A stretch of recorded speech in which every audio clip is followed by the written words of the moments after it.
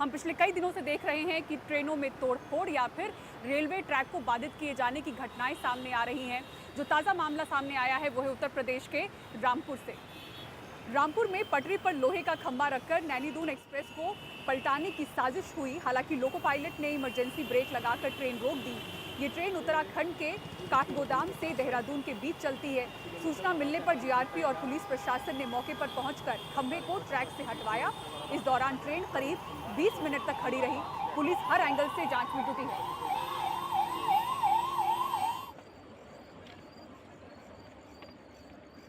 Rudrapur home के पास Lebanon में जिस तरह से पेजर और वॉकी टॉकी में विस्फोट हुए उससे सुरक्षा एजेंसियों की चिंता बढ़ गई है। जानकारों ने इसे सप्लाई चेन अटैक बताया है। उनका कहना है कि कई बार हम उपकरणों को बाहर से आउटसोर्स करते हैं या फिर विदेशों से मंगवाते हैं। ऐसे में कोई भी बड़ी साजिश को अंजाम दे सकता है, जिससे रोक पाना बड़ी चुनौती होगी।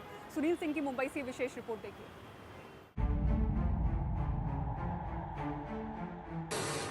पहले पेजर और फिर अगले दिन वॉकी टॉकी में धमाकों से दहला लेबनान। सभी विस्फोट आतंकी संगठन हिजबुल्लाह के लोगों के पेजर और वॉकी टॉकी में, इसलिए शक किया जा रहा है कि इसके पीछे इजराइल का हाथ हो सकता है। लेकिन जो सबसे बड़ा सवाल है वो ये कि कैसे कोई किसी के पेजर या वॉकी टॉकी में धमाका कर सकता है। ये जानने के लिए हम पहुंचे रेडियो फ्रिक्वेंसी और साइबर एक्सपर्ट अंकुर पुराणिक के पास। अंकुर पुराणिक के मुताबिक एक तरीका तो मोबाइल में मालवेयर के जरिए लिथियम बैटरी को ओवरहीट कराकर उसमें धमाका कराया जा सकता है। लेकिन लेबनान में जो हुआ है वो बारूद का विस्फोट बताया गया है। सवाल है कैसे। अंकुर बताते हैं कि मैन्युफैक्चरिंग, सप्लाई चेन या फिर मेंटेनेंस के दौरान पेजर या वॉकी टॉकी में बारूद और डेटोनेटर प्लांट कराया जा सकता है। अभी ये इतना बड़े स्केल पे किया है, यही माइक्रो स्केल पर अंदर वॉकी टॉकी के बिठाया जा सकता है। तो इसमें अगर ये माइक्रो स्केल पर अंदर बिठाया जाता है और उसको वो पर्टिकुलर कोड जो है वो कोड अगर उसके ऊपर हम ट्रांसमिट करते हैं वो फ्रीक्वेंसी के ऊपर, तो उसका जो रिसीवर है स्पेशली बनाया हुआ उसके अंदर, तो वो कोड आने पर वो उसको समझ में आता है कि मुझे आगे डेटोनेटर जो है उसको एक्टिवेट करना है। और जब डेटोनेटर एक्टिवेट होता है तो ये कनेक्टेड होता है अंदर के एक्सप्लोजिव को, and then there is a massive blast and it takes only few seconds. हमें दिखाने के लिए एक वॉकी टॉकी में तार के जरिए बैटरी, चिप, रिले और पटाखा जोड़ा गया और फिर उसी वॉकी टॉकी से बात भी की। जब उसका कोड मैच होगा तभी ही जाकर वो ट्रिगर होगा। जैसे अभी मैं इस वॉकी टॉकी से इस वॉकी टॉकी पे कॉल दूंगा, आपको ऑडियो भी सुनाई देगा, एक नॉर्मल फंक्शनिंग वो करेगा। एक्सप्लोजिव एक्टिवेट नहीं होगा बिकॉज मैं एक्सप्लोजिव सब लगने के बाद भी जी कनेक्टेड है, अभी लाइव है, पूरा लाइव है, लेकिन ये एक्टिवेट नहीं होगा। मैं अभी कॉल दूंगा, test call 1 2 3 4 5 5 4 3 2 1 test call, audio copy, normal काम करना है, audio copy 1 2 3 4 5 test call VU2AXN calling and standing by. यानी एकदम नॉर्मल काम कर रहा है ये पूरा। बिल्कुल नॉर्मल काम कर रहा है। जिसके हाथ में होगा उसे पता नहीं कि इसमें कुछ हो सकता है। जी जी, तो ये नॉर्मल फंक्शन करेगा। जो यूज़र है उसके लिए भी ये नॉर्मल फंक्शन करेगा तब तक जब तक मैं वो कोड को ट्रांसमिट नहीं करता हूँ। तो जब मैं वो कोड वॉकी टॉकी से पंच करूँगा तभी जाकर ये सिस्टम जो है एक्टिवेट होकर ये एक्सप्लोजिव जो है वो ब्लास्ट होगा। यानी इस्तेमाल करने वालों को पता भी नहीं चलता कि वो एक जिंदा बम लेकर चल रहा है। जिस दिन और जिस समय ब्लास्ट करना हो उस दिन पहले से फीड कमांड देकर आसानी से धमाका कराया जा सकता है।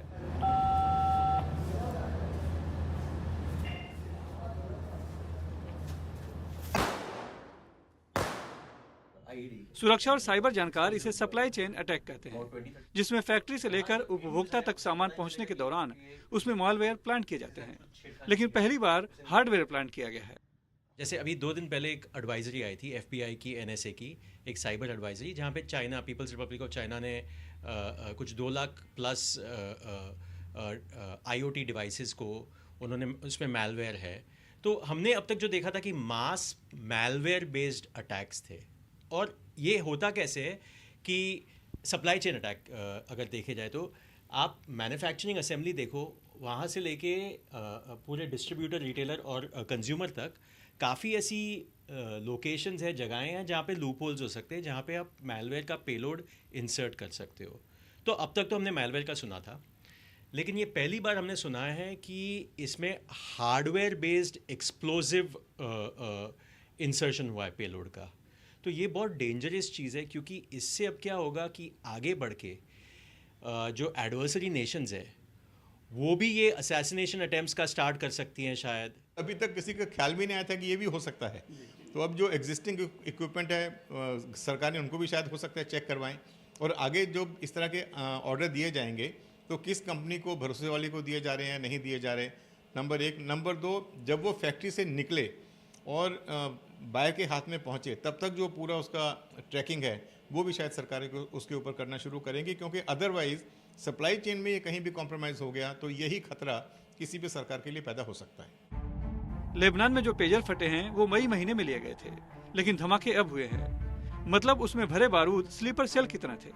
यानी सुरक्षा एजेंसियों के लिए इस तरह की साजिश रोकने की नई चुनौती खड़ी हो गई है। मुंबई से कैमरामैन प्रवीण रोहित के साथ सुनील सिंह, एनडीटीवी इंडिया के लिए। हेलो मोटो। मोटोरोला, भारत का सबसे अच्छा 5G स्मार्टफोन ब्रांड।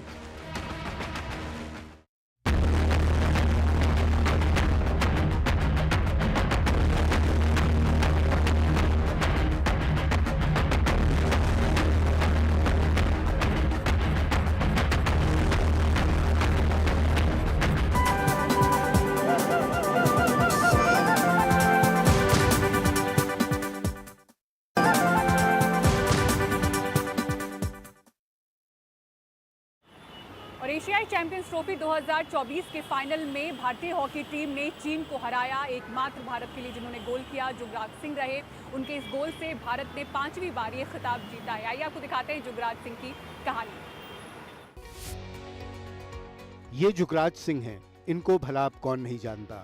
हॉकी के एशियाई चैंपियंस ट्रॉफी मुकाबले में जीत का सेहरा इन्हीं के नाम है।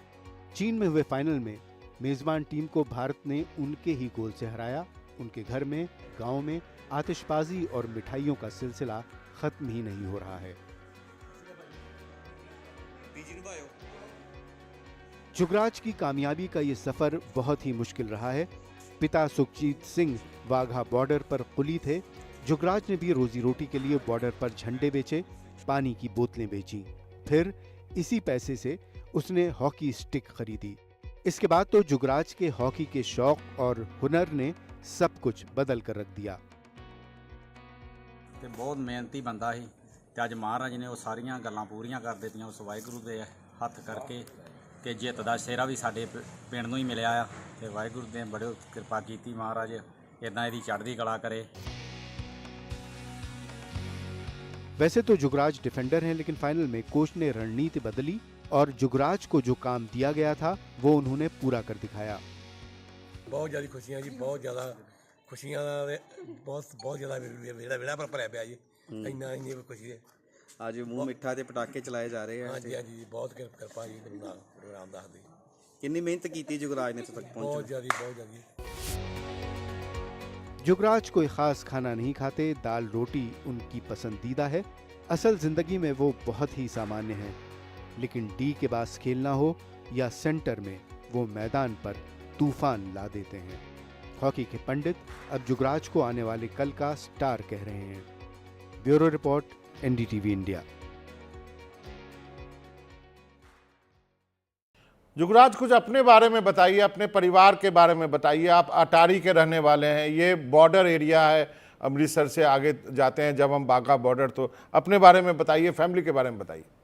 बिल्कुल बिल्कुल सर। मैं अमृतसर से, मेरा 20 किलोमीटर अटारी बॉर्डर है सर। अटारी बॉर्डर ही ज़्यादा, अटारी थोड़ा 1 किलोमीटर पीछे है सर बाघा बॉर्डर से। और सर मैंने अटारी में ही हॉकी स्टार्ट की है सर। मेरी फैमिली में सर हम 2 भाई हैं, 2 बहन हैं, और मेरे फादर साहब बॉर्डर पे जो वाघा बॉर्डर है वहाँ कुली हैं सर, वो कुली का काम करते हैं वहाँ। तो जब मैंने हॉकी स्टार्ट की तो सर मैं अपने गांव में हॉकी खेली है। और हमारे गांव में सर सिर्फ जब भी कोई कुछ ऐसा होता था तो वो सर हमारी जो आर्मी है, जो डिफेंस है सर, वो ग्राउंड में वहाँ बैठती थी आके, क्योंकि जिस टाइम सर माहौल ठीक नहीं थे उस टाइम ऐसे भी होता था कि ग्राउंड भी बंद की जाती थी हमारी, क्योंकि वाघा बॉर्डर है सर, इसलिए वहाँ की डिफेंस वहाँ हमेशा ग्राउंड में आती थी, पूछती थी आप ठीक हो, आप कंफर्टेबल हो। तो जब मैंने सर हॉकी स्टार्ट की तो सर घर के जो हालात थे वो बहुत माड़े थे सर। और मेरे फादर साहब भी थे जो अकेले ही जो मेहनत करते थे वो पैसा कमाते थे, और हमें चारों बहन भाई हम पढ़ते थे, और मैं सर हॉकी खेलता था। तो सर मेरे पास हॉकी नहीं थी खेलने के लिए, ना पैसे थे हॉकी लेने के लिए, और मैंने अपने फादर साहब से बहुत बार बोला कि मुझे हॉकी चाहिए, मैं हॉकी खेलनी है। तो मेरे फादर साहब की उनका यही बोलना होता था कि नहीं, मेरे पास पैसा नहीं है हॉकी खेलने के लिए, मैं तुझे कहाँ से हॉकी लेके दूँ, कि घर का खाने का सब कुछ सर, पढ़ने का, क्योंकि वहाँ की जो सर आमदन है, क्योंकि मेरे फादर साहब बॉर्डर पे कुलिंग है, उनकी आमदन बहुत कम थी सर, तो वो नहीं ले सकते थे मेरे हॉकी। मैंने बहुत कोशिश की, और सर ऐसे ही मैंने किसी लड़के की हॉकी ले ली खेलने के लिए, इसकी पकड़ ली। फिर धीरे धीरे मैंने अपनी मम्मा को बोला, मम्मा मुझे हॉकी चाहिए, फिर मम्मा ने पापा से बात की, चलो बेटा मांग रहा है उसको लेके देते हैं। तो मेरे फादर साहब ने जब हॉकी ली, मेरे फादर साहब ने किसी से पैसे लिए थे कि हाँ यार मेरे को जरूरत है पैसे की, फिर मुझे फादर साहब ने हॉकी लेके दी थी सर। उस टाइम लकड़ी की हॉकी लेके दी थी मुझे पहली बार। और सिटी सेंटर शो में फिलहाल इतना ही। पूरी टीम को दीजिए इजाजत। खबरों के लिए देखते रहें NDTV इंडिया। नमस्कार। हेलो मोटो। मोटोरोला भारत का सबसे अच्छा 5G स्मार्टफोन ब्रांड।